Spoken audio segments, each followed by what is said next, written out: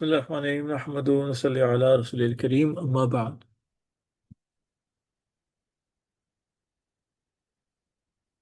اچھا، تربیت کے اندر بھی جو باتیں چل رہی ہیں نا، اس کا بھی کوئی اگر نوٹس بنا کے ڈال دیا کرے نا تو ایک اچھی چیز ہو جائے گی۔ اس کا بھی کوئی انشاءاللہ کوئی ذمہ داری لے لے۔ السلام علیکم صاحب، میں نے اس کے نوٹس بنائے تو میں انشاءاللہ اس کو ڈال دوں گی انشاءاللہ۔ انشاءاللہ جو چیز رہ جائے کرے اس کو ریکارڈنگ میں سن لیا کریں اور اس کے نوٹس اس میں آ جائیں انشاءاللہ۔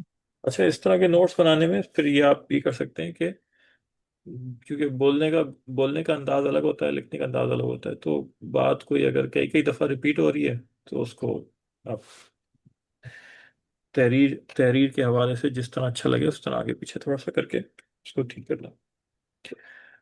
اچھا جی، بات ہماری اداب پہ چل رہی تھی۔ دین کلو ادب، دین سارا کا سارا ادب ہے، اور جو ادب سے محروم ہو گیا وہ ساری برکات و خیر سے محروم ہو گیا۔ اردو میں کہتے ہیں با ادب با نصیب، بے ادب بے نصیب۔ ادب اور احترام کی وجہ سے بعض دفعہ اللہ پاک کسی میں استعداد نہیں ہوتی ہے، کم ہوتی ہے نا دینی علوم کی، تو اللہ اس کی استعداد بھی بڑھا دیتے ہیں۔ عمل کے اوپر، ایمان و اعمال کے اوپر اور ادب پہ، احترام پہ اللہ اپنی طرف سے بھی بہت کچھ عطا فرما دیتے ہیں، کیونکہ دینی علوم کا تعلق صرف کتاب سے نہیں ہے۔ یہ چیز کتاب سے منتقل نہیں ہوا کرتی۔ کتاب سے، میں نے پہلے بھی عرض کیا، کتاب سے معلومات ملا کرتی ہیں۔ علوم جو ہیں یہ تو سینہ سینہ بسینہ منتقل ہوتے ہیں، نسبت منتقل ہوتی ہے، فیض منتقل ہوتا ہے، اور اس کی بنیاد ادب اور آداب پر ہے۔ بدتمیز لوگوں کو، بیہودہ لوگوں کو علم نہیں ملا کرتا۔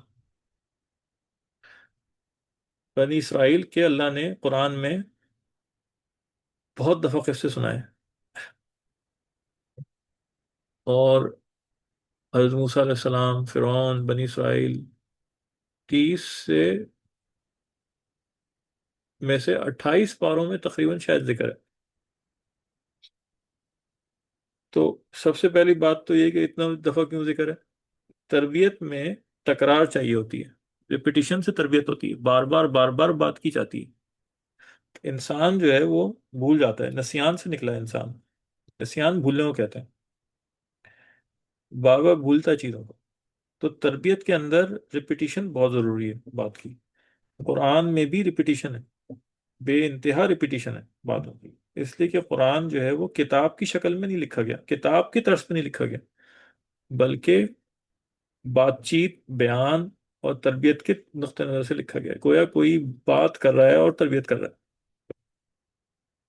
ہماری والدہ بھی، ہمیں یاد ہے، ہمیں بار بار بار بار بار بار باتیں بتایا کرتی، پرانے قصے بار بار بار بار سنا رہی ہوتی تھی سمجھانے کے لیے اپنے والد صاحب کے، کیسے انہوں نے زندگی گزاری، کیسے انہوں نے سختیاں جھیلی، کیسے انہوں نے کیا کیا، وغیرہ وغیرہ وغیرہ۔ پھر ہم چھوٹے تھے تو پڑھتے نہیں تھے، شوق نہیں ہوتا بچوں کو، کھیل کود میں زیادہ لگتی طبیعت، تو بار بار بار بار قصے سناتی تھیں خاندان کے ان لوگوں کے جنہوں نے پڑھا، محنت کی، اللہ نے ان کو اپنی طرف اپنے فضل سے عطا فرمایا کچھ، اور ان کو مقام مل گیا کوئی دنیا کا۔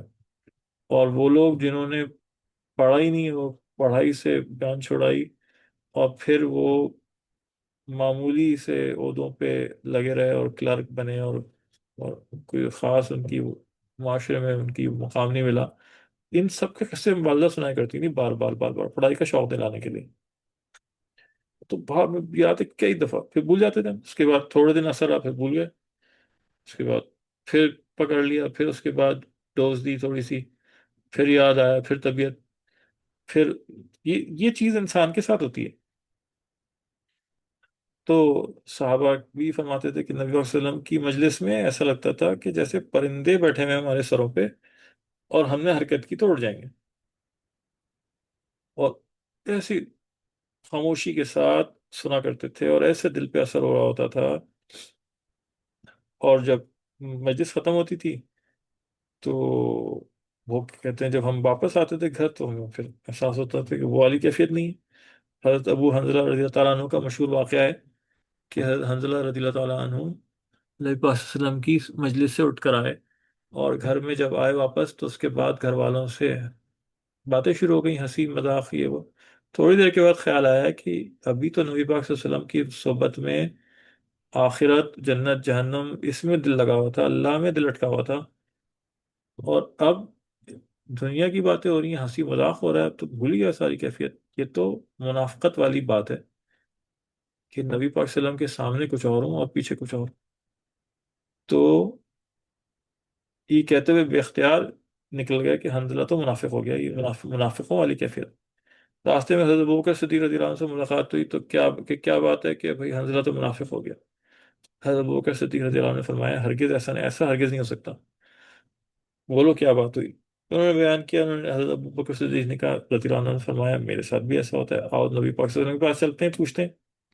تو دونوں گئے اور دونوں نے یہ بات عرض کی کہ آپ کی مجلس میں تو کیفیت ہی الگ ہوتی ہے، اور دنیا تو یاد ہی نہیں ہوتی، بس آخرت ہی میں، اللہ ہی میں دھیان لگا رہتا ہے. اور آپ کی مجلس سے واپس جاتے ہیں تو پھر بھول چکے ہوتے ہیں چیزیں، اور دنیا میں ادھر ادھر لگ جاتا ہے توجہ. آپ صلی اللہ علیہ وسلم نے فرمایا اس کا مفہوم ہے کہ ایسا ہی ہوتا ہے، اور یہ کبھی کبھی ہی کیفیات ہوتی ہیں، اتنی گہری کیفیات. اور اگر تم میرے پیچھے بھی یہ کیفیات مینٹین رکھ سکو اپنی، تو پھر تمہارے تو درجات وہ ہوں گے کہ فرشتے تمہارے بستروں میں آ کے تمہارے ساتھ مصافحہ کریں گے، تمہارے ساتھ ہاتھ ملائیں گے. لیکن حنزلہ، یہ کیفیت کبھی کبھی ہاتھ آ رہی ہوتی ہے. تو انسان کے مزاج میں، فطرت میں یہ چیز شامل ہے، اس لیے بار بار بار بار یاد دہانی کی ضرورت پڑتی ہے. قرآن میں اللہ نے فرمایا وَذَكِّرْ إِنَّ الذِّكْرَ تَنفَعُ الْمُؤْمِنِينَ. نبی پاک صلی اللہ علیہ وسلم کو کہا کہ اے حبیب، آپ مومنین کو یاد دہانی کراتے رہیں، اس لیے کہ یاد دہانی مومنین کے لیے فائدہ مند ہے. یہاں پہ عجیب بات ہے کہ یہاں مومنین کے لیے فرمایا، جو پہلے سے ایمان والے ہیں. ذہن میں یہ آتا ہے کہ یہاں ہونا چاہیے کافرین، یہاں ہونا چاہیے فاسقین، کہ ان کو یاد دہانی کرائیں. لیکن یہاں ہے مومنین کو یاد دہانی کرائیں، اس لیے کہ مومن آدمی بھی توجہ کبھی ہے اللہ کی طرف، کبھی نہیں ہوگی، اور جب نہیں ہوگی تو اس کو یاد دہانی کرائی جائے گی تو یاد دہانی اس کو زیادہ فائدہ مند دے گی. گناہگار کے بنسبت یاد دہانی اللہ والوں کو فائدہ دیتی ہے، اس لیے کہ ان کی مومنات، مومن مرد، مومن عورتیں، ان کا مزاج اور ان کی طبیعت ماننے والی بن چکی ہوتی ہے. مستقل اصلاح سے، مستقل تربیت سے ان کے اندر ماننے کا جذبہ پیدا ہو چکا ہوتا ہے. جس کے اندر ماننے کا جذبہ پیدا ہوگا، نصیحت اسی کو فائدہ دے گی. اور فاسق، کافر ہو گیا، اور مسلمانوں میں فاسقین ہو گئے جو گناہ میں زندگی ہے، تو مسلمان گناہ میں زندگی بسر کرتے ہیں، اپنی مرضی کی جیتے ہیں، وہ ویسے ہی نہیں سن رہے. ان کو نصیحت فائدہ دے بھی سکتی ہے، نہیں بھی دے سکتی، لیکن مومنین کو تو ضرور فائدہ دے گی. اور غفلت میں ہر آدمی مبتلا ہو سکتا ہے، اور مومن سے بھی غلطیاں ہوتی ہیں، لیکن وہ چونکہ اطاعت والا جذبہ ہوتا ہے، ماننے والی طبیعت ہوتی ہے، اس کو نصیحت ضرور ضرور فائدہ دیتی ہے.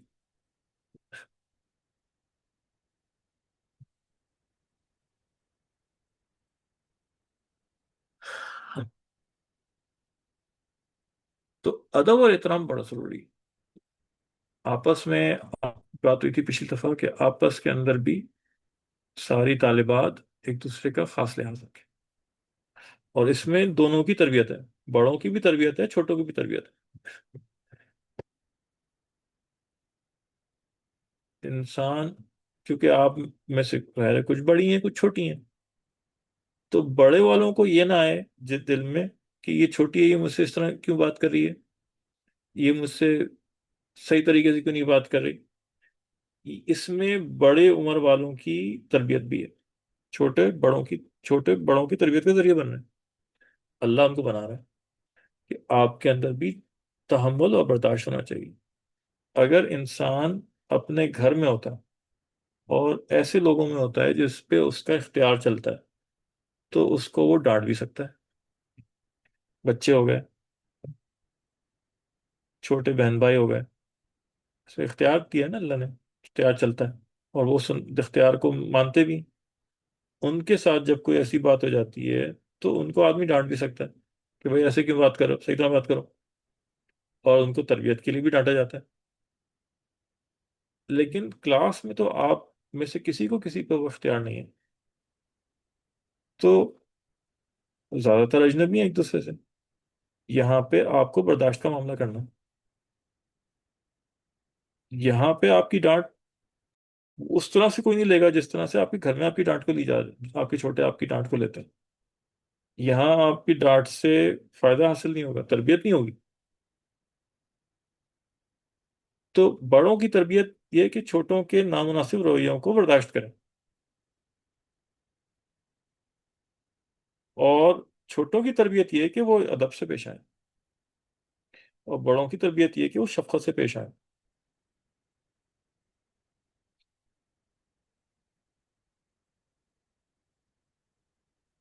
کو کوئی اگر بدتمیزی کر دے تو اس سے کوئی انسان جس کے ساتھ بدتمیزی کی وہ نہیں ہو جاتا. بڑا وہ ہوتا ہے جس میں برداشت ہوتی ہے، تحمل ہوتا ہے. پھر یہودیوں کے ساتھ ایک بہت بڑا مسئلہ بدتمیزی اور بےہودگی کا تھا. وہ جو محروم کیے گئے نا، اس میں بہت بڑا دخل ان کی بدتمیزی اور بےہودگی اور بے ادبی کا تھا. انبیاء کے ساتھ بےہودگیاں کی انہوں نے، بدتمیزیاں کی ہیں. حضرت موسیٰ علیہ السلام کے ساتھ الٹی سیدھی بےہودگیاں کی ہیں.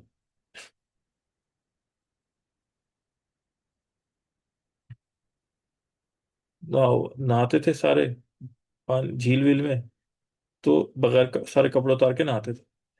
اور حضرت موسیٰ علیہ السلام نہاتے تھے، حضرت موسیٰ علیہ السلام اپنی تہمت باندھ کے نہاتے تھے. ظاہر ہے نبی تو یہ حرکت نہیں کرے گا. تو نبی کے بارے میں الٹی سیدھی بےہودیاں کرتے تھے کہ یہ کیوں نہیں کھولتے، کچھ گڑبڑ لگتی ہے. نعوذ باللہ. اس طرح کی حرکتیں انہوں نے کی ہیں. تو بہت ہی بیہودہ بدتمیز قوم تھی ہے. اور مستقل اللہ پاک قرآن میں ان کی بےہودیوں اور بے ادبیوں کو بیان کریں. ان کی بے ادبیوں کی وجہ سے ان سے یہ سعادت چھٹی ہے، چھینی گئی ہے جو پہلے ان کو دی گئی تھی.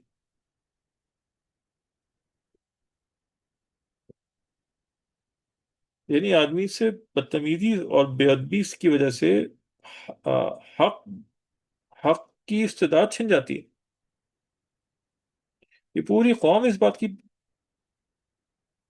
مثال ہے بہت بڑی.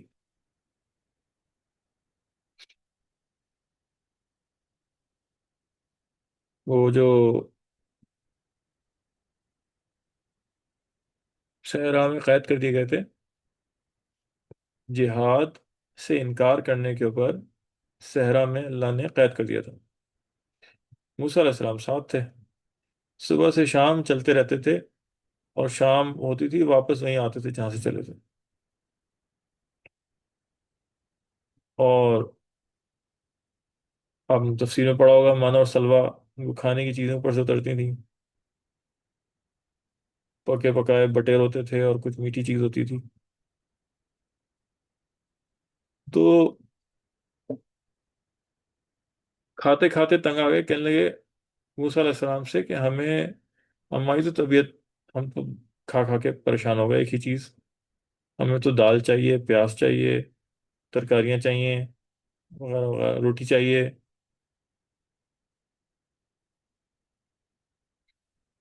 تو اس پہ اللہ نے فرمایا کہ تم اعلیٰ چیز کو چھوڑ کے ادنا چیز کی طرف جاتے ہو.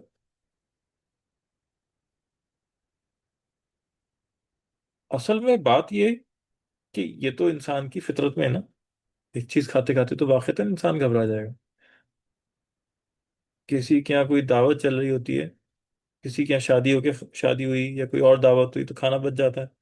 پھر 3 4 دن تک آپ دیکھیں وہی بریانی قورمہ نہاری یہ چلی آ رہی چلی آ رہی ہے. اس کے بعد طبیعت کرتی ہے دال مل جائے، ترکاری مل جائے.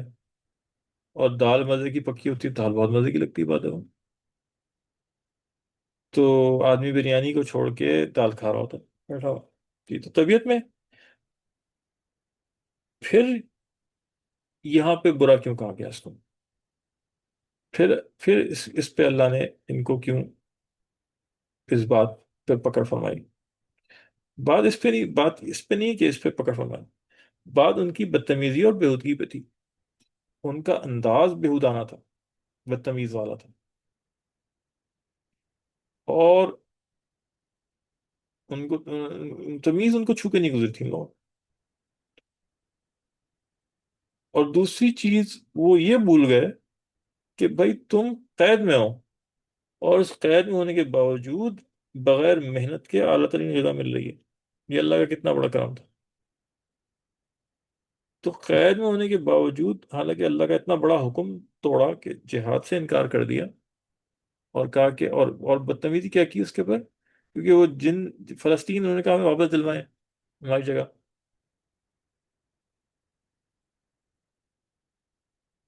وہاں پہ عمالقہ قوم آباد تھی. اللہ پاک نے کہا کہ مل جائے گا، ہم گارنٹی دیتے ہیں مل جائے گا، لیکن تمہیں لڑنا ہوگا جا کے. اور ابھی سے گارنٹی دے رہے ہیں کہ فتح تمہاری ہوگی. وہ جب وہاں گئے تو انہوں نے دیکھا تو بہت لمبے چوڑے لوگ تھے.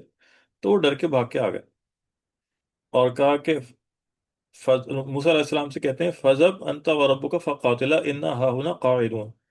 موسیٰ، آپ تم اور تمہارا رب جا کے لڑیں، ہم تو یہیں بیٹھے ہیں، ہم سے نہیں ہوتا. اتنے بدتمیزی والی بات کی. کتنی بدتمیزی والا جملہ ہے یہ بتائیں آپ.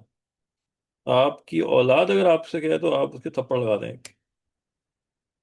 اللہ کے نبی سے اتنی بےہودگی بدتمیزی، اور اللہ کے ساتھ کتنی بڑی بےہودگی کی ہے کہ کہ موسیٰ تم اور تمہارا رب جا کے لڑا. نعوذ باللہ، ہم تو یہیں بیٹھے، ہم سے نہیں ہوتا. قالوا سمعنا وعصینا، سورہ بقرہ میں، کہ حکم دیا جاتا تھا کہتے تھے سن تو لیا، ہم سے ہوگا نہیں، ہم کریں گے نہیں. کتنی بےہودگی.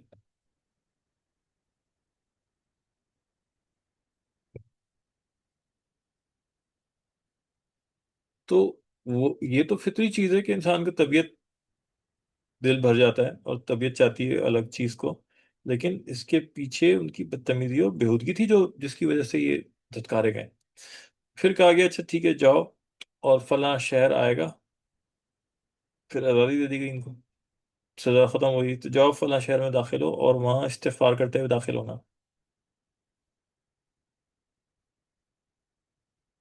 تو یہ لوگ جب گئے تو وہ جب داخل ہوئے تو ایک جو ہے انتہائی غیر مہذب انداز کے ساتھ، ایک تو ان کا جو داخل ہونے کا انداز تھا وہ بدتمیزانہ اور غیر مہذب تھا، اور بجائے استغفار کرتے ہوئے روٹی روٹی روٹی کہتے ہوئے اندر داخل ہوئے. ہر ہر جگہ اس قوم نے بےہودیاں کی ہیں، اللہ کے ساتھ بےہودیاں بدتمیزیاں کی ہیں، نبی کے ساتھ بدتمیزیاں بےہودیاں کی ہیں. نتیجتاً ذلیل ہو گئے، خوار کر دیے گئے، اور استعداد چھن گئی. اور جو درجہ دیا گیا تھا اس قوم کو، جس کو اللہ نے کہا تھا یا بنی اسرائیل فضلتکم علی العالمین، یا بنی اسرائیل اذکروا نعمتی التی انعمت علیکم کہ بنی اسرائیل یاد کرو کہ تم پہ کیا ہم نے نعمتیں کی تھیں، اور تمہیں فضیلت دی تھی ساری قوموں کے اوپر. وہ فضیلت چھین کے ذلیل و خوار کر دیا اللہ نے. اور یہ صرف اور صرف بے ادبی اور بدتمیزی اور بےہودگی پر ہوا ہے. چپ کیوں نہیں ہو جاتا آدمی؟ زبان بند کیوں نہیں ہو جاتی؟ جواب دینا ضروری ہوتا ہے کیا ہر چیز کا؟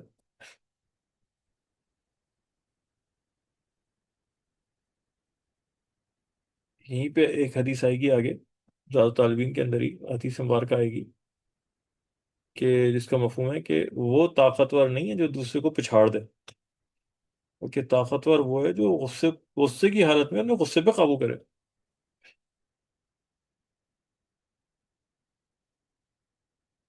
کسی نے کوئی جملہ کہہ دیا آپ کے ساتھ میں، دوسرے کو آگ لگ گئی. بھئی کیوں آگ لگی؟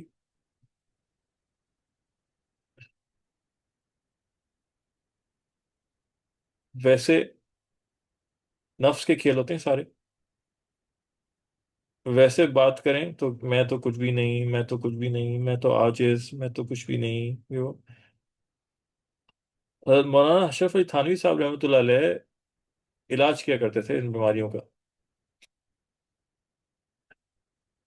تو وہ لکھتے ہیں اپنی کتاب میں کہ یہ جو لوگ کہتے ہیں نا، حجی حضرت میں تو کچھ بھی نہیں، میں تو عاجز، میں تو مسکین، میں تو یہ وہ، میں تو جاہل ہوں، میں تو یہ ہوں. کہتے ہیں یہ دیکھنا ہونا کہ یہ نفس کا کھیل ہے، کہ واقعتاً اپنے آپ کو عاجز سمجھتا ہے اور کچھ نہیں سمجھتا یا سمجھتی. تو یہ دیکھنا ہونا. تو دوسرا اگر یہ کہے نا منہ پہ، اس وقت پتہ چل جائے گا کہ دوسرا جب منہ پہ یہ کہے کہ ہاں تم تو واقعی کچھ نہیں ہو، تم تو بالکل ذلیل ہو، تم تو بالکل جاہل ہو،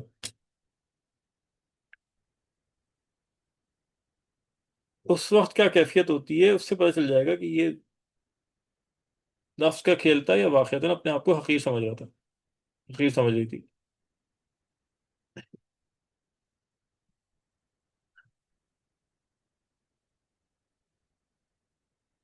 لڑائی ہو جاتی ہیں کلاس میں، کسی نے کچھ کہہ دیا، دوسرے سے برداشت نہیں ہوا، اس نے کوئی جواب دے دیا. بھائی اگر آپ اپنے آپ کو کچھ سمجھتی ہی نہیں ہیں تو وہ وقت ہے نا اظہار کا اس کا. تو جو اپنے آپ کو کچھ نہیں سمجھتا ہوتا، وہ تڑ تڑ کر کے جواب دیتا ہے کیا؟ دوسرے کی بات پہ وہ تو یہی سمجھے گا نا، یہی سمجھنا چاہیے نا اس کو، بھائی میں تو کچھ ہوں ہی نہیں، ہاں صحیح بات کرے گی جو کرے گی.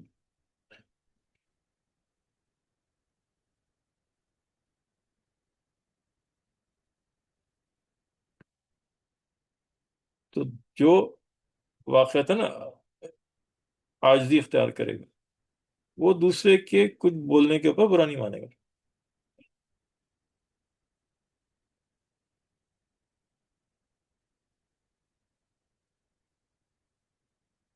آپ کے مخاطب ہو سب سے، بڑی بھی چھوٹوں سے آپ کے مخاطب، اور چھوٹی تو آپ کہیں گی ہی کہیں گی. آپ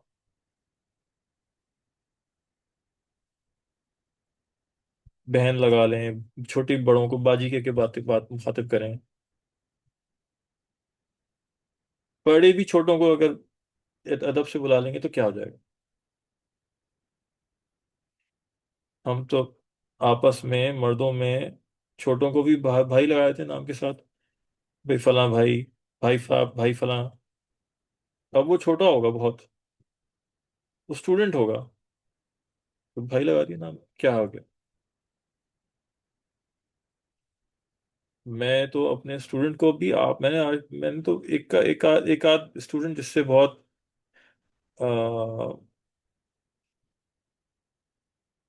انفارمیلٹی ہو گئی، جس کی بے تکلفی جس سے ہو جاتی ہے، اس کو تو کبھی تم کہہ دیا. ورنہ میں نے آج تک اپنے کسی اسٹوڈنٹ کو تم نہیں کہا، حالانکہ مجھ سے بہت چھوٹے ہیں.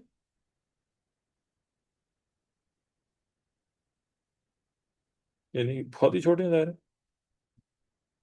20 22 سال کے اسٹوڈنٹ ہوتے ہیں، 23 سال کے. کسی کو تم کہہ کے نہیں بس. لڑکیاں ہو گئی، لڑکے ہو گئے، آپ. ہاں کسی سے بہت بے تکلفی ہوئی تو اس کے ساتھ کر دی.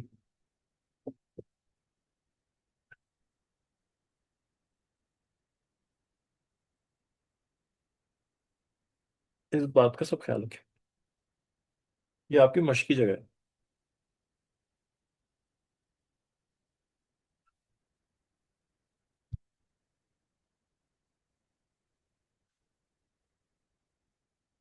اساتذہ کا ادب، وہ اساتذہ چاہے یونیورسٹی کالج کے ہوں، چاہے اسکول کے ہوں، چاہے مدرسے کے ہوں، سب استاد ہیں، سب کا ادب.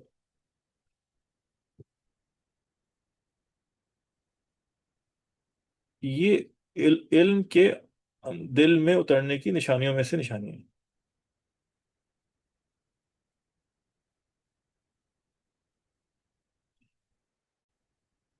جس شخص میں باہمی ادب اور احترام نہیں ہے، اور ایک دوسرے کا آپس میں، اس کے پاس علم نہیں. میں تو مانتا نہیں اس کو علم.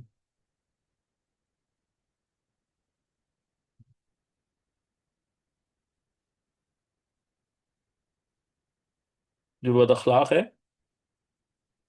وہ علم سے خالی ہے.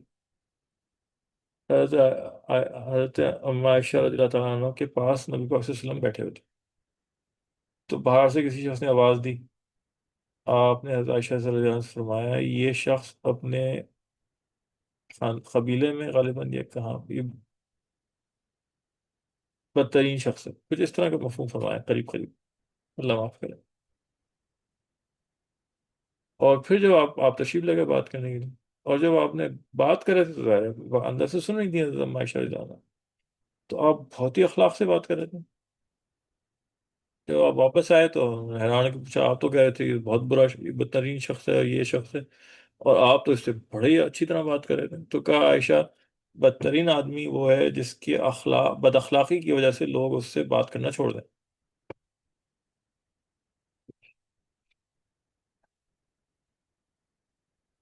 بات نرمی سے ہو، بات ادب کے ساتھ ہو،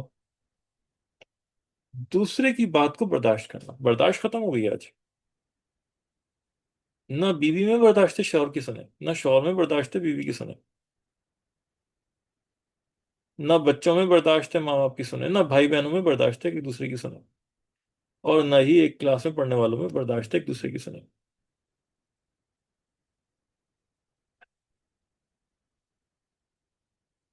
یہ مشق ہوتی ہے۔ جیسے میں نے پہلے ایک دفعہ عرض کیا تھا کہ لڑائی جب سکھائی جاتی ہے کنگ فو کراٹے، تو اس میں مارنا بھی سکھایا جاتا ہے، بچانا بھی اپنے آپ کو سکھایا جاتا ہے، اور پٹنا بھی سکھایا جاتا ہے، پٹنے کی بھی مشق ہوتی ہے، کیونکہ انسان ہر وقت لڑائی میں کسی کو مار نہیں سکتا، اس کو بھی مارا جائے گا، کچھ کو روک لے گا، ہر وقت روک بھی نہیں سکتا، کچھ چیزیں کچھ لاتے گھسے پڑیں گی بھی۔ تو جسم اگر برداشت کے قابل نہیں ہوگا تو وہ ایک لات اور ایک گھوسے میں ہی بیٹھ جائے گا، تو وہ بھی برداشت کرنا ہوتا ہے۔ تو نفس جو ہے وہ باتیں سننے کا عادی نہیں ہوتا، اندر اکڑ ہوتی ہے، میں نے اپنی باپ کی نہیں سنی کبھی، ان کی کیسے سن لوں، میں نے اپنی ماں کی نہیں سنی کبھی، ان کی کیسے سن لوں؟ بھائی نہیں سنی تو غلط کیا، تو اما ابا نے بھی تربیت نہیں کی صحیح کہ نہیں سنایا تمہیں کبھی، تمہیں تجربہ ہی نہیں کرایا اس بات کا کہ بھئی بڑوں کی سننے کی عادت بھی ہونی چاہیے، کسی کی سننے کی عادت بھی ہونی چاہیے۔ اب شادی ہو کے جاؤ گی تو اب کہاں سے سنو گی؟ گھر کے کوئی سنا دے گا بڑا، کوئی شوہر سنا دے گا، شوہر بھی بڑا، سال بھی بڑی، سسر بھی بڑا، نند بڑی ہے تو وہ بھی بڑی، بڑے چھوٹوں کو سنا بھی دیتے ہیں، اور چھوٹے بھی بڑوں کو سنا دیں گے، یہ تو رشتہ ایسا ہے، اس میں تو چلتی ہیں چیزیں، برداشت کرنے والا ہونا چاہیے۔ تو ادھر سے چلے گی زبان، ادھر سے بھی چلے گی زبان۔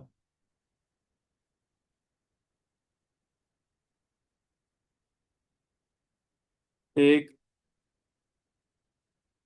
عورت ایک پیر صاحب کے پاس گئی، لطیفہ ہے، پیر صاحب کے پاس گئی کہ وہ میری ساس بہت بہت لڑتی ہے مجھ سے، سناتی ہے مجھے، اور میرا جینا مشکل کیا ہوا ہے، یہ وہ آپ کوئی تعویذ دے دیں مجھے کہ وہ قابو میں آ جائے میرا، کہ ہاں ہاں میرے پاس تو بہت اچھا تعویذ ہے، بہت ہی زبردست تعویذ ہے، لیکن جیسا میں کہوں گا ویسے ہی استعمال کرنا ہوگا، کہ ہاں جیسا آپ کہیں گے ویسے ہی کروں گا۔ انہوں نے وہ کاغذ پہ تعویذ لکھا اور اس کی پڑیا بنا کے اس کے اوپر پلاسٹک چڑھا کے اس کو دے دیا، اور اس سے کہا کہ بیوی یہ بہت طاقتور قسم کا تعویذ ہے، اس کو استعمال یہ کرنا ہوگا کہ جب تمہاری ساس تم سے لڑنا شروع کریں اور جب تمہیں باتیں سنانا شروع کریں، اس کو کس کے دانتوں میں دبا لینا، اور کس کے کھینچ کے دانتوں میں دبا لو اس کو، اور پھر اس کا اثر دیکھو، تھوڑی دیر میں خاموش ہو جائے گی، وہ بول ہی نہیں سکتی اس تعویذ کے آگے۔ تو وہ لے گئی، کچھ عرصے بعد واپس آئی، اور تو مٹھائی اٹھائی اور یہ وہ کہ آپ بھی صاحب آپ تو بہت بڑے ہیں، آپ تو بہت تعویذ تو بہت کام کا ہے۔ وہ جب لڑنا شروع کرتی ہے، باتیں سنانا شروع کرتی ہے میری ساس مجھے، میں زور سے دانتوں میں بھیج لیتی ہوں اس کو تعویذ کو، وہ تھوڑی ہی دیر میں خاموش ہو کے چلی جاتی ہے۔ تو بات کیا تھی؟ بات یہ تھی کہ وہ سناتی تھی، یہ جیسے یہ سناتی تھی تو بات بڑھتی تھی، جب وہ سناتی تھی اس نے تعویذ دانتوں میں بیچ لیا تھا، بولے ہی کیسے؟ جب ایک طرف سے لڑائی نہیں ہوا کرتی، مسل مشہور ہے کہ تالیاں دونوں ہاتھوں سے بجتی ہیں،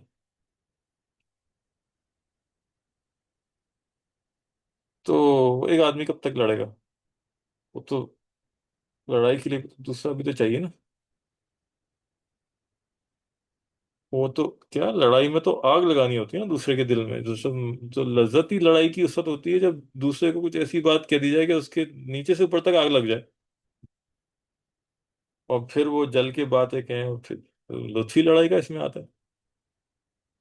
تو دوسرے کو آگ ہی نہ لگے، دوسرا جواب ہی نہ دے، تو لڑائی میں مزہ نہیں آ رہا تھا، وہ کب تک ایک آدمی بک بک جگ جگ کرتا رہے گا، دو چار جملے بول کے خاموش ہو جاتا ہے؟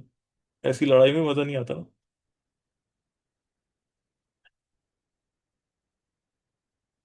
خاموش، خاموش،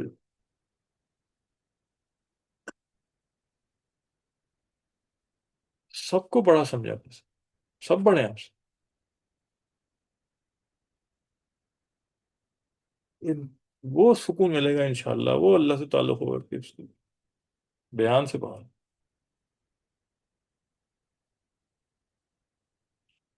کیا ہو جائے گا، سنا دے گا خود، کتنا کچھ سنایا لوگوں نے ہمیں، کیا کر کیا فرق پڑا؟ سنا رہے سنا،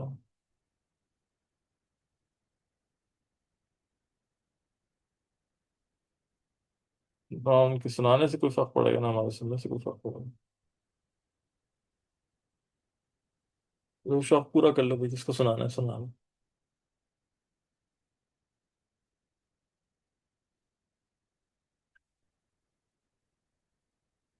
اللہ تعالیٰ عمل کی توفیق عطا فرمائے انشاءاللہ۔ کسی کو سوال پوچھنا ہے تو سوال پوچھ سکتے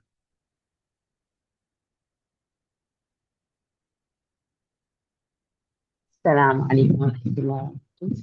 وعلیکم السلام۔ استاد محترم، مجھے یہ پوچھنا تھا کہ جو 10 دن کے بارے میں مجھے ارشاد فرما دے تو ہم اپنی کوتاہیاں چھوڑ کے اس پہ عمل کریں۔ ایک منٹ،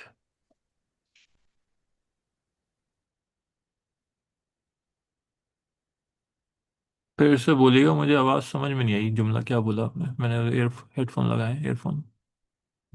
استاد صاحب ایک، میں کہہ رہی ہوں کہ ہاں آواز جی، آ رہی نہیں ہے؟ میں ہاں کہہ رہی آ ہوں تو کہ رہی ہے لیکن ذرا تھوڑا، ایک منٹ رک جائیں، ایک منٹ،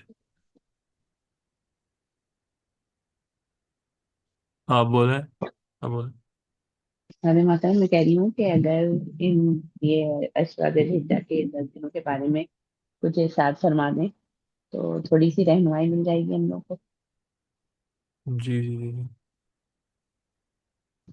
یہ عشرہ ذو الحجہ جو ہے، یہ بہت ہی بابرکت ایام ہے۔ ان کے بارے میں آتا ہے کہ ان کے دن میں آ، دن ایسے ہیں جیسے رمضان، اور راتیں ایسی ہیں جیسے لیلۃ القدر۔ تو اس میں زیادہ سے زیادہ عبادت کے ساتھ آدمی رہے، اور اس میں روزے بھی رکھ سکتے ہیں اس کے اندر، اور کوئی خاص عبادات اس کے لیے متعین نہیں ہے، بس اس میں زیادہ سے زیادہ ذکر اذکار اور نفل اور قرآن اور یہ ساری چیزیں اس کے اندر آدمی کر سکتا ہے، لیکن اس کو عبادت کے ایام میں شمار کر کے کریں، اس میں بہت فضیلتیں آئیں گی۔ جو ان ایام کی قسم بھی اللہ تعالیٰ نے کھائی ہے سورہ فجر میں، والفجر وليال عشر۔ اس میں ایک تفسیری آئی ہے اس کی کہ اس سے مراد ذوالحجہ کے 10 ایام ہے۔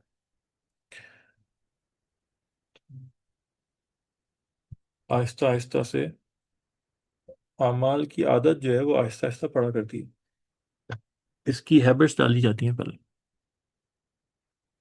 تو تھوڑا تھوڑا تھوڑا تھوڑا کر کے نفس کو عادی بنایا جاتا ہے، اور آہستہ آہستہ طبیعت اس کے اوپر آتی ہے۔ اس کے اندر اپنے اوپر بھی اسی طرح سے کام ہوگا، اور گھر والوں پہ بھی اسی درجے میں کام ہوگا۔ اگر ایک انسان کی طبیعت خود چل گئی ہے، اس کے خود ہیبٹس بن چکے ہیں، اس کی زندگی خود عمل پہ آ چکی ہے، تو یہ توقع کرنا کہ میرے ارد گرد والے سب ایسے ہی کریں، یہ چیز صحیح نہیں ہے۔ جس طرح سے انسان خود اپنے آپ کو، اپنے نفس کو آہستہ آہستہ اطاعت کے اوپر لایا ہے، ویسے ہی اپنے گھر والوں سے بھی توقع کرے گا، وہ بھی آہستہ آہستہ ہی آئیں گے. تو ان کو بھی ترغیب دیں، اور یہی طریقہ کار بتائیں کہ آہستہ آہستہ تھوڑا تھوڑا کر کے جتنی سہولت ہو اتنا کر لیں، جتنی سہولت ہو اتنا کر لیں. تو یہ چیز آہستہ آہستہ طبیعت میں آتی ظاہر ہے. ایک انسان متوجہ ہو گیا اللہ کی طرف، دوسرا انسان نہیں ہوا،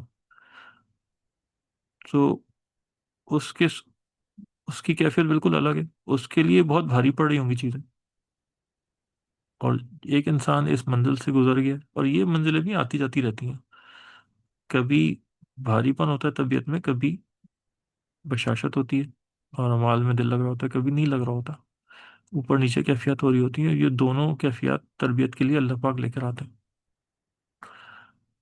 تو اس معاملے میں نفس کو آہستہ آہستہ اس تربیت پہ لایا جائے، اور نفس کو جو ہے وہ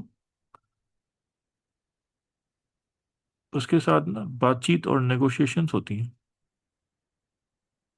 خیالات کے ذریعے سے، اور وہ اسی حساب سے ریئیکٹ کرتا ہے. سوچ کے ذریعے سے، خیالات کے ذریعے سے نفس سے بات چیت ہوتی ہے، تربیت نہیں کر رہی ہوتی.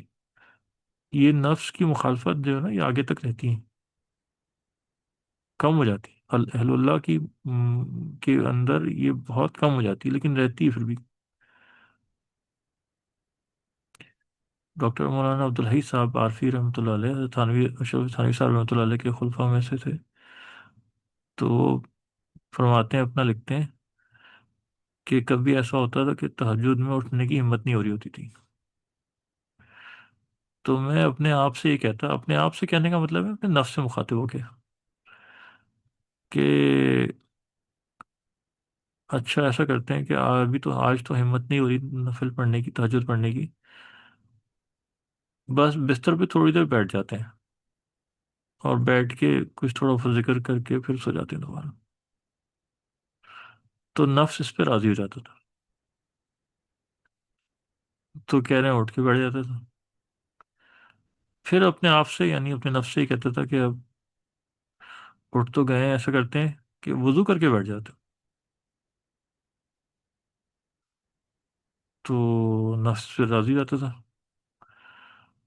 راضی ہونے کا مطلب طبیعت ہلکی ہو جاتی تھی. تو وضو کر کے آیا کہ تو جیسے ہی وضو کر کے آتا تھا، فوراً پھٹک سے نیت باندھ کے کھڑا جاتا تھا، بس سوچنے کا موقع نہیں دیتا تھا کہ طبیعت کو کچھ، اور نماز پڑھ لیتا تھا. تو یہ تھوڑی تھوڑی کر کے اس کو ڈالا جاتا ہے طبیعت کے اوپر، کہ قرآن پڑھنا ہے تو، اور بھاری پڑھ رہا ہے بہت، بس ایسا کرتے ہیں ایک آیت پڑھ لیتے ہیں پورے صدق دل کے ساتھ. اپنے آپ کو یہ یقین دلائیں کہ میں بس ایک آیت پڑھوں بس. اور اس کے بعد آپ دیکھیں گے کہ جو طبیعت میں بھاری پن ہے وہ کم ہو جائے گا.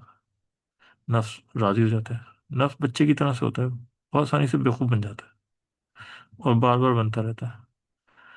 تو ایک آیت پڑھ کے یا ایک لائن پڑھ کے ختم کر دیتا ہے. بس پورا اپنے آپ کو یقین دلائیں، یہ صدق دل کے ساتھ، کہ بس میں ایک آیت، ایک لائن پڑھ کے ختم کر دوں. پھر قرآن کھولیں، پڑھنا شروع کریں. جب پڑھنا شروع کر دیں گے طبیعت ویسی ہلکی رہے گی. جتنا طبیعت میں آئے پڑھتے رہیں، آدھا صفحہ، ایک صفحہ، دو صفحہ، جو بھی. اس کے بعد پھر بند کر دیں گے. پھر جب طبیعت بھاری ہو، جب سے اچھا ایسا ابھی دل نہیں کر رہا، کوئی مسئلہ نہیں، بس ایسا کرتے ہیں ایک دو لائنیں پڑھ لیتے ہیں، ایک لائن بس. اور اس طرح آہستہ آہستہ آہستہ آہستہ طبیعت جو ہے اعمال کی طرف آتی رہتی ہے. تو یہ سارے سال کی چیزیں چلتی ہیں اصل میں. سارے سال اگر نہیں چلے گا عمل، تو جو یہ خاص ایام اور راتیں آتی ہیں نا، اس میں بھاری ہو جاتی چیزیں. کبھی کبھی تو آدمی کر لیتا ہے، لیکن بہت دفعہ نہیں کر پاتا، اس لیے کہ طبیعت کو اس پہ ڈالا ہی نہیں گیا ہوتا نا. تو عام روزمرہ کے معمولات میں اس کی مشق کی جائے، تاکہ جب رمضان آئے، آخری 10 راتیں آئیں رمضان شریف کی، ذوالحجہ کی راتیں آئیں، دن آئیں، تو طبیعت پہلے سے ایک درجے کے اعمال کے لیے راضی ہو. تو اس کی محنت مستقل کی محنت ہے. اور کسی کو کچھ پوچھنا ہے؟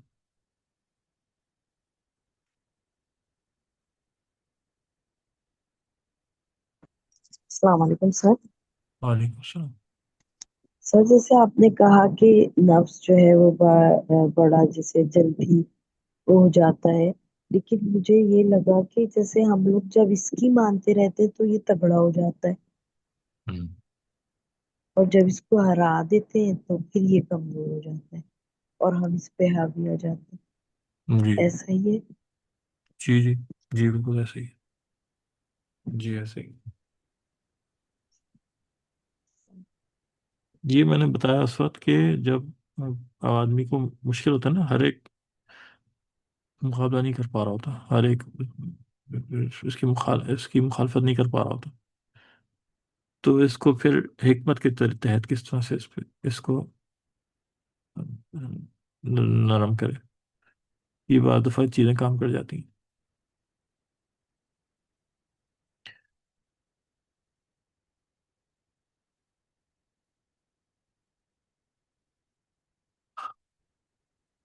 جی. اور کچھ باقی ذوالحجہ کے یہ بھی آئے اس میں کہ جو قربانی کا ارادہ رکھتے ہیں وہ اپنے ناخن اور بال جو ہے قربانی کے بعد کاٹیں، پہلی ذوالحجہ سے لے کے اور پھر قربانی کے بعد. اس کو پسند کیا گیا مستحبات میں سے. کوئی کاٹ لیتا ہے تو گناہ نہیں ہوگا اس کو، لیکن آپ صلی اللہ علیہ وسلم نے پسند فرمایا.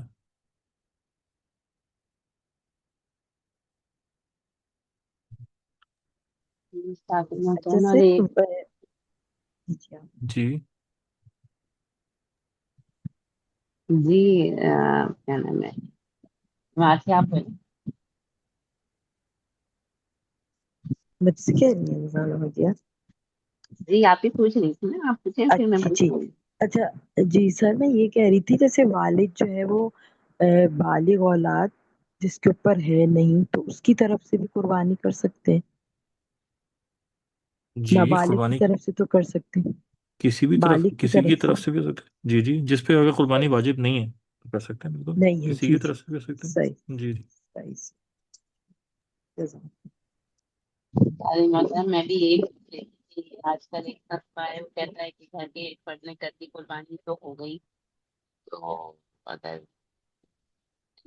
صاحب نصاب جس کے اوپر زکوٰۃ فرض ہے اسی کے اوپر قربانی کرتا ہر ہر گھر میں ہر صاحب نصاب کے اوپر، ہر بالغ صاحب نصاب کے اوپر قربانی الگ الگ واجب ہے. اہل سنت والجماعت کا متفقہ فتویٰ ہے. غیر مخلدین حضرات جو ہیں وہ اپنی مرضی سے انہوں نے کسی حدیث کا کوئی مطلب نکال کے اور یہ فتویٰ دے رہے ہوتے ہیں جو غلط فتویٰ ہے. اہل سنت والجماعت کے اندر متفقہ طور پہ یہی ہے کہ ہر شخص کے اوپر انفرادی طور پہ قربانی واجب ہے. جتنے بھی واجب و فرائض عبادات ہوتی ہیں وہ انفرادی طور پہ واجب ہوتی ہیں نا. اب روزہ ہر ایک پہ اپنا اپنا روزہ واجب ہوگا، یا ایک آدمی روزہ رکھ لے تو سب کی طرف سے روزہ ہو گیا. نماز ہر ایک کے اوپر اپنی اپنی فرض ہوگی نا، حج ہر ایک پہ اپنا اپنا فرض ہوتا ہے. تو جو واجب عبادات ہوتی ہیں وہ ہر انسان کے اوپر اپنی اپنی فرض اور واجب ہوتی ہیں. زکوٰۃ بھی اپنی اپنی واجب ہوگی، فرض ہوگی. اسی طرح سے قربانی بھی اپنی اپنی ہے. اس میں بہت ساری باتیں سننے کو آپ کو ملیں گی. ہے. جی سر. اس میں پھر آپ کو جو ماڈرن مسلمان ہیں وہ آپ کو اور باتیں بھی چینل پہ چلا رہے ہوتے ہیں کہ اتنی قربانیاں ہو رہی ہیں، اتنے جانوروں کو پیسے لگائے جا رہے ہیں، اس سے اچھا کسی کی شادی کروا دیں. اتنی قربانیاں کرنے کے بجائے کسی کی بیٹی، غریب کی بیٹی کی شادی کروا دیں، کسی کو فلاں کام کروا دیں، کسی کو بزنس تجارت کروا دیں، غریبوں کی مدد کر دیں. اتنے جانور جو ہیں وہ، اور لوگ جو ہیں دکھانے کے لیے لا رہے ہوتے ہیں اتنے موٹے موٹے بڑے بڑے جانور، اور یہ اور وہ نمائش ہو رہی ہوتی ہے اور یہ ہو رہا ہوتا ہے. تو یہ ظاہر باتیں غلط ہیں. اللہ کی طرف سے جو حکم ہے اس کو تو نہیں بدلا جا سکتا. اور اللہ نے قربانی کا حکم دیا ہے. قربانی کے بدلے میں کوئی پیسہ صدقہ کر دے تو قربانی کا ذمہ اس کی قربانی اس کے ذمے سے ہٹ نہیں جاتی. وہ گناہ گار تو رہے، اور قربانی نہیں کرے گا تو گناہ گار ہوگا. وہ چاہے جتنا صدقہ کرے اس کے بدلے میں. اس لیے کہ اللہ نے صدقہ کرنے کا حکم الگ دیا ہے، قربانی کرنے کا حکم الگ ہے. اور یہ قربانی نفل نہیں ہے، صدقہ نفل ہوتا ہے. اور یہ گو کہ مالی قربانی ہے، مالی عبادت ہے. قربانی مالی عبادت ہے. لیکن یہاں پہ جانور ہی ذبح کرنا ہوگا، اور جس طرح کا جانور کہا گیا وہی ذبح کرنا ہوگا، تبھی وہ فرض ادا ہوگا، ورنہ وہ فرض ادا نہیں ہوگا. تو اس کے پیچھے کوئی حکمتیں اور وہ کوئی وزڈم وغیرہ ادھر ادھر کی باتیں نہیں چل سکتی، عقل نہیں لگ سکتی یہاں پہ. جس طرح نماز پڑھنے کو کہا گیا ہے تو نماز ہی پڑھنی ہوگی نا. جہاں حج کا حکم ہے وہاں حج ہی ہوگا، وہاں کوئی اور عبادت اس کی جگہ نہیں لے سکتی. جس جس پہ زکوٰۃ واجب ہے، فرض ہے، کوئی اور عبادت اس کی جگہ نہیں لے سکتی. اس کو وہی دینی ہوگی. اسی طرح سے اللہ نے قربانی کو فرض کیا گیا، جن لوگوں پہ فرض ہوئی ہے ان کو قربانی ہی کرنی ہوگی. وہ یہ نہیں کہہ سکتے اتنی قربانیاں ہو رہی ہیں تو اور اتنا گوشت ویسے ہی مل رہا ہے تو ہم چلو ایسے ہی کسی کو پیسے دے دیں، تو ان کی قربانی نہیں ادا ہوگی اور ان کو گناہ الگ ملے گا. ایک بات تو یہ ہو گئی.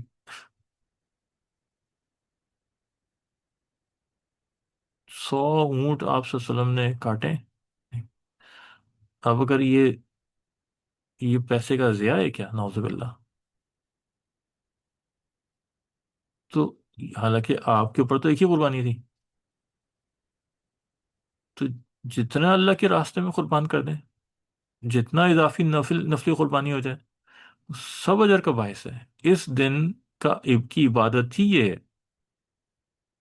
سب سے بڑی عبادت ہی یہ ہے کہ جانور کو ذبح کیا جائے اور اس کا خون بہے اللہ کے لیے.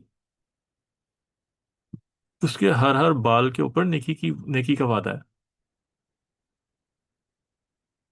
اور ساتھ میں یہ بھی کہہ دیا گیا کہ یہ خون اور گوشت اللہ کو نہیں پہنچتا، پہنچے گا تو نیت پہنچے گی، اخلاص پہنچے گا. یعنی اس کا مطلب یہ نہیں ہے، کوئی یہ نہیں لے گا، اگر یہ لے گا غلط لے گا کہ چونکہ اللہ نے کہا خون اور گوشت نہیں پہنچتا لہذا اس کی ضرورت بھی نہیں ہے، کوئی ایسی پیسہ دے دے. تو بھی اخلاص تو اس کے ساتھ بھی ہے. ہر اخلاص معتبر نہیں ہوگا. جو اخلاص سنت کے مطابق ہوگا وہ معتبر ہوگا. کوئی اخلاص کے ساتھ مغرب کی 3 رکعت کے بجائے 4 رکعت پڑھ دے کہ یار 3 کا تو کوئی سینس نہیں بنتا، نعوذ باللہ 4 پڑھ لیتے ہیں، تو یہ گناہ گار ہوگا بندہ. اس کو اضافی اجر نہیں ملے گا.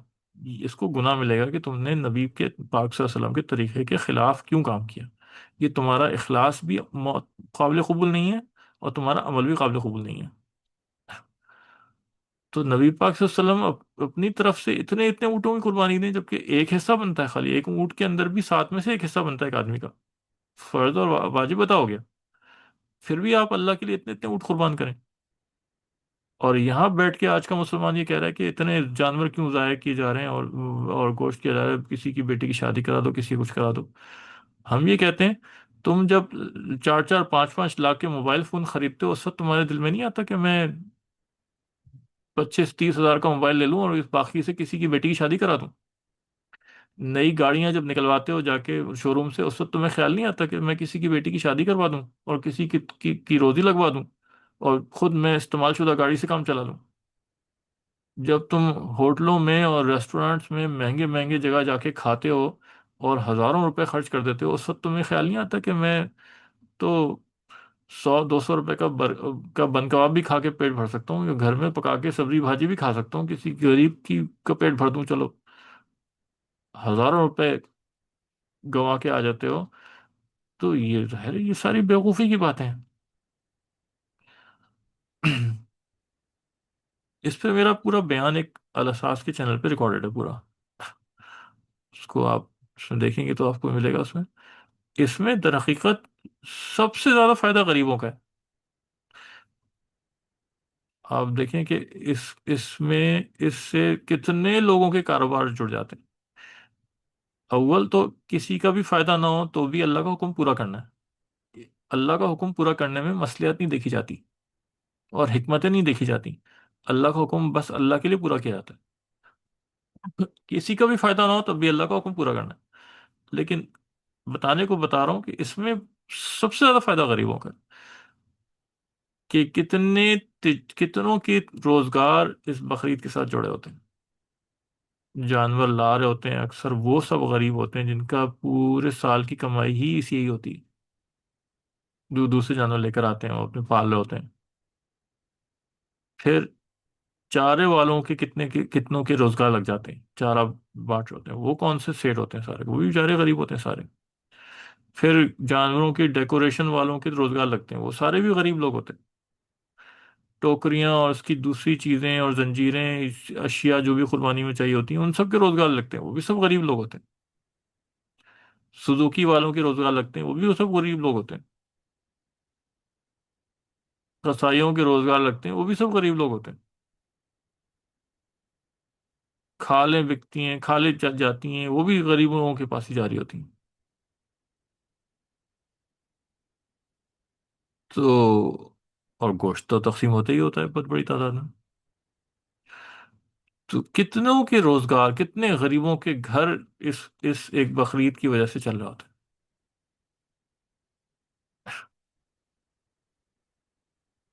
تو لوگ کی نظر اس طرف جاتی نہیں۔ پھر گوشت پر تقسیم ہو رہا ہوتا ہے، کسی نے اپنے ڈی فریزر میں تھوڑا سا گوشت ڈال دیا تو وہ نظر میں آ جاتا ہے، اس نے کتنا گوشت اور کاٹ کاٹ کے دے دیا وہ نظر میں نہیں آتا۔ کتنے گھر ایسے ہیں کہ جو اگر ایک گائے اپنے گھر میں کاٹ کے اپنے پاس رکھتے ہیں تو ایک گائے پوری کی پوری غریبوں میں کر دیتے ہیں، وہ نظر نہیں آئے گی لوگوں کو۔ وہ جو اس نے کاٹ کے اپنے اندر فریزر میں رکھ لی اس کے اوپر تنقید کریں گے، بھئی آپ ہوتے کون ہیں تنقید کرنے والے؟ وہ پورا کا پورا گوشت اگر خود بھی کھا جائے، ایک گوشت میں سے ایک چیز بھی کسی کو نہ دے تو بھی جائز ہے اس کے لیے، ذرا سا بھی اس میں کوئی وہ نہیں ہے۔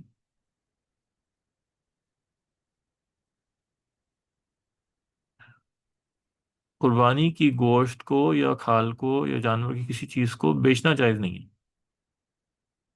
خود استعمال کرنا چاہے خود استعمال کر سکتا ہے، اور اگر خود نہیں کرنا کسی کو دے رہا ہے تو ایسے ہی دینا پڑے گا فری میں، ہدیتا، بیچ نہیں سکتا اس کو، یہ جائز نہیں ہے۔ اور اگر بیچ دیا، غلطی سے مسئلہ معلوم نہیں تھا تو وہ رقم صدقہ کرنی ہوگی، اپنے پاس نہیں رکھ سکتا رقم۔ قربانی کی کھالیں ہوتی ہیں، ان کو سیاسی جماعتوں کو نہ دیں، ادھر ادھر نہ دیں، تحقیقات کریں۔ سب سے مستحق اس کے مدارس ہیں دینیا ہیں، صحیح صحیح العقیدہ مدارس، وہ سب سے زیادہ مستحق ہیں اس کے۔ ان تک خود پہنچا کر آئیں، وہ لینے آ جائیں اور تحقیق کر لیں کہ صحیح صحیح العقیدہ مدارس ہیں تو ان کو دے دیں، ورنہ خود پہنچا کے آ جائیں۔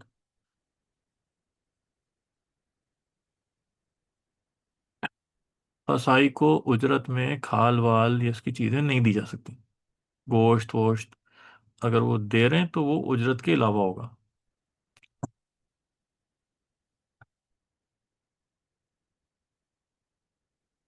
گھر میں چھوٹا جانور ہے تو خود بھی گھر میں بات چلائیں کہ ذبح ہم خود کریں اللہ کے لیے، جو بڑا جانور کر سکتے ہیں بڑا بھی کر، بکرا وغیرہ تو ہم لوگ گھر میں خود ہی کر لیتے ہیں، ہم آسٹریلیا سے سیکھ کے آئے تھے، وہاں جاتے ہیں وہاں تو قصائی وصائی ہوتے نہیں، خود ہی کرنا ہوتا ہے۔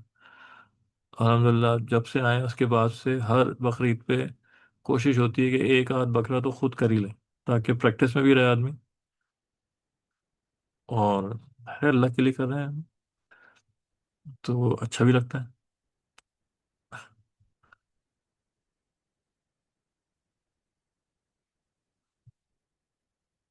جانور میں عیب ویب نہ ہو، اللہ کے لیے قربانی ہو رہی ہوتی ہے تو عیب کے بغیر ہونی چاہیے، اس کے پھر احکام ہیں مختلف، وہ پھر آپ کتابوں میں دیکھ سکتے ہیں، علماء سے پوچھ سکتے ہیں۔ جی اور کچھ کسی کو پوچھنا ہے؟ بہت شکریہ، جزاک اللہ۔ جی